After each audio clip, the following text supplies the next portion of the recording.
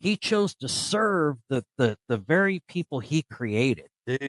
rather than them And serving him. we've talked about this before, but a lot of people say, well, well, why didn't Jesus, like, he could have had, angels come down and do this, and for one, he had to fulfill all the prophecies, which we don't have time to unpack that on this one, but he had to fulfill all the prophecies. But like, dude, he was 100% God, 100% man, but he had, because he was in the flesh, he had to submit to the Father. And it's like, it's a sign of unison. Like, if he disobeyed anything at any point or went a different direction, then that basically nullifies the whole thing, right? Like, like, literally, he had to, it was almost like God said, well, if you can't do it right, I'm going to, you just got to do it yourself. And it's like, but like the one person, like you said, that could have had any excuse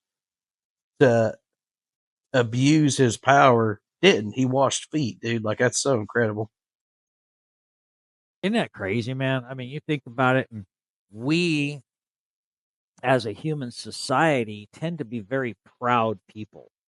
A lot of us, I believe, have a lot of pride in there. Even if you're humble for the most part, there's still certain areas that everybody can be prideful Mm-hmm. about.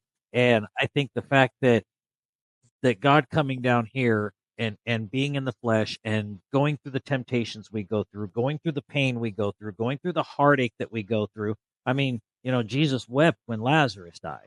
He knows them emotions, but to be able to come down here and basically he could have been a king. He could have put a crown on his head and made everybody submit to him, Well, but he didn't. He submitted to everybody speaking of else. humility,